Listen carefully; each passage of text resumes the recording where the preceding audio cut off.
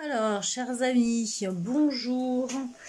Alors, je voulais vous faire une petite vidéo pédagogique pour vous parler de la théorie de la comparaison sociale. Donc, je vous fais cette petite vidéo avec le magnifique temps normand du Calvados. On est un 16 juillet 2023 et nous n'avons pas trop chaud. Il pleut. Donc la théorie de la comparaison sociale, c'est une théorie de psychologie sociale qui est dans le grand chapitre de la recherche sur l'influence sociale. Donc l'influence sociale, je vous rappelle la définition, c'est le fait que l'action d'une personne ou d'un groupe devient une prescription pour l'orientation de la conduite d'une autre personne ou d'un autre groupe. Donc l'action d'une personne ou d'un groupe va devenir une prescription. Voilà ce que c'est que l'influence sociale. Donc, nous avons notamment l'influence latente avec, je vais vous parler du deuxième point. Donc, le premier point, ça va être les précurseurs de cette influence sociale. C'est Lebon qui a parlé du concept de la contagion des émotions et Tarde qui a parlé des concepts d'imitation et du concept d'innovation. Donc, nous allons parler d'une personne qui vient après ces précurseurs qui s'appelle Festinger. Alors, cette théorie de la comparaison sociale, c'est une théorie de psychologie sociale, qui a été développée par Léon Festinger en 1954. Elle porte sur la manière dont les êtres humains évaluent d'une part leurs opinions et d'autre part leurs aptitudes. Donc, on va voir ça. Alors, à l'époque où Festinger développe sa théorie, il n'y a pas vraiment de théorie très avancée en ce qui concerne les influences mutuelles.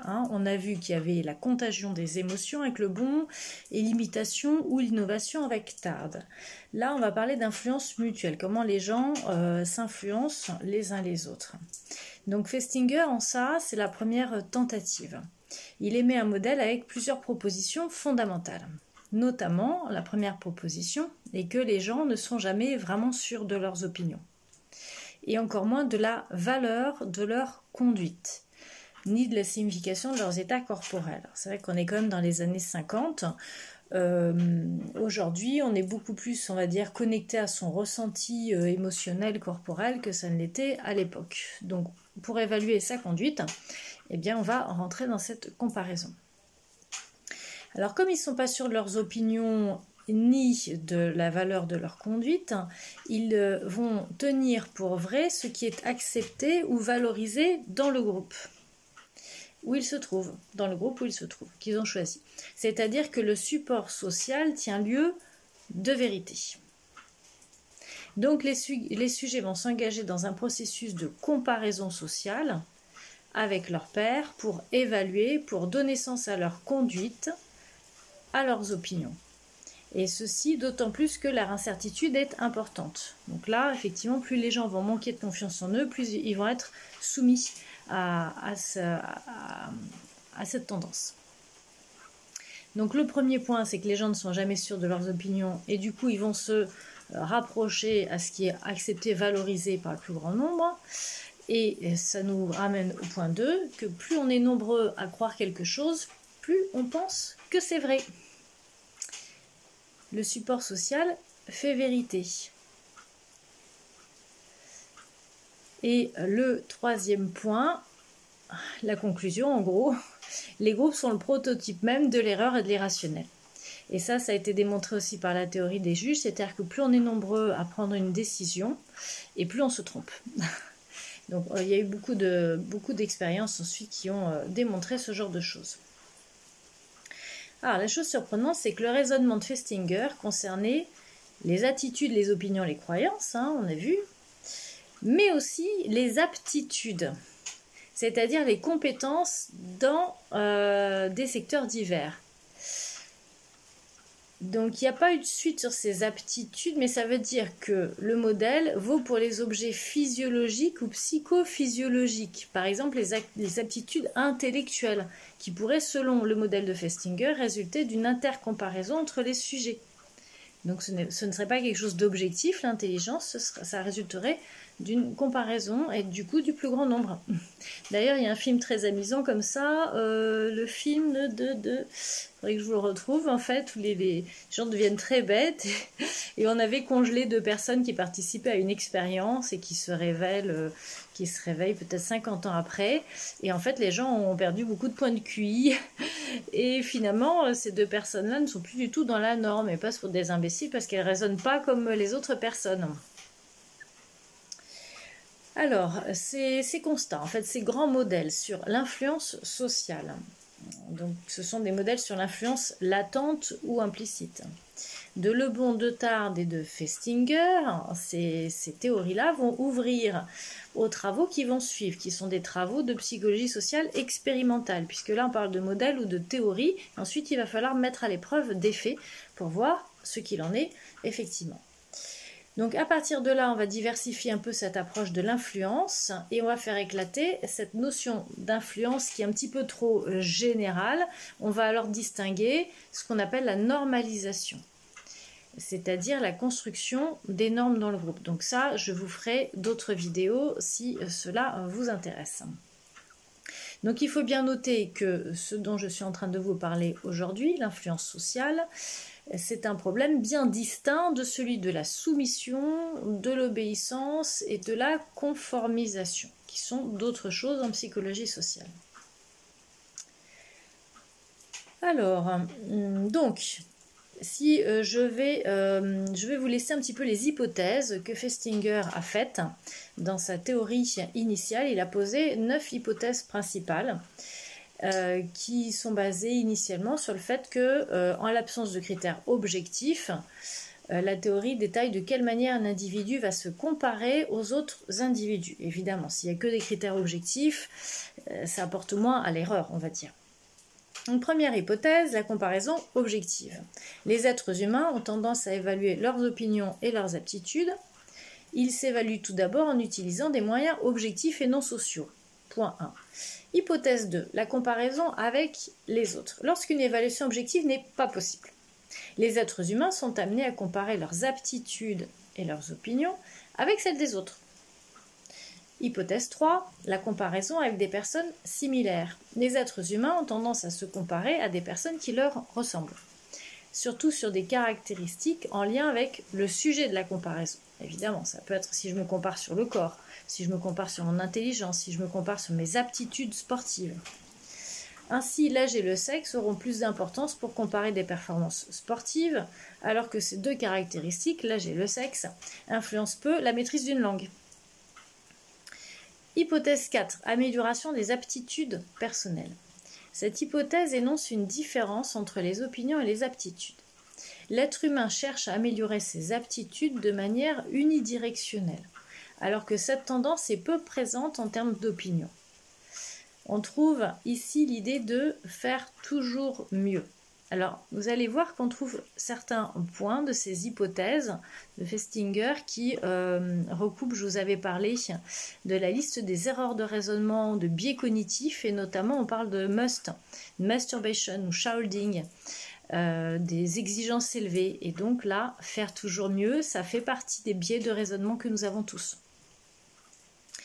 L'hypothèse 5, les limites de l'amélioration des aptitudes personnelles.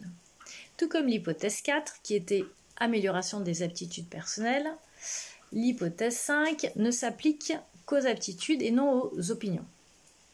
En effet, une personne peut changer son opinion aussi souvent qu'elle le souhaite. Alors, j'ai fait aussi des chroniques radio là-dessus, une petite conférence aussi.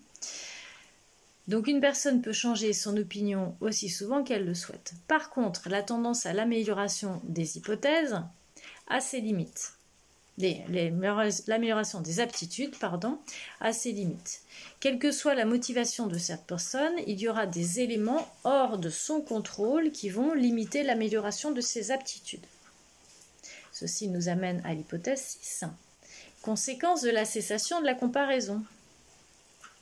Lorsqu'il est désagréable de se comparer à d'autres, la personne va avoir tendance à se montrer hostile ou à avoir une mauvaise opinion de ces autres personnes. Donc évidemment, pourquoi il serait désagréable de se comparer à d'autres quand on s'aperçoit qu'on est moins bien? Alors c'est ce qu'on appelle un peu vulgairement la jalousie. L'hypothèse 7, pression pour l'uniformité dans un groupe. Tout facteur augmentant l'importance d'un groupe comme référence pour une opinion ou aptitude donnée, donc tout facteur qui va augmenter l'importance d'un groupe comme référence donnée pour une opinion et une aptitude donnée, va faire augmenter la pression pour l'uniformisation à l'intérieur de ce groupe. Si vous faites partie d'un groupe, bien vous allez subir un peu une pression à vous uniformiser.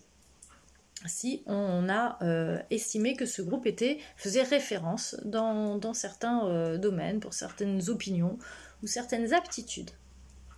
Lorsque des différences apparaissent entre un individu et le groupe de référence, l'individu va soit tenter de convaincre les membres du groupe pour que les autres deviennent comme lui ou se rallient à son opinion, mais ça c'est un petit peu moins souvent que la deuxième partie, c'est-à-dire il va modifier sa position pour se rapprocher du groupe. Cette tendance à l'uniformisation est cependant modérée par les raisons qui ont mené à choisir ce groupe pour faire des comparaisons, les sentiments d'appartenance ou de proximité au groupe par exemple, ou importance sociale du groupe.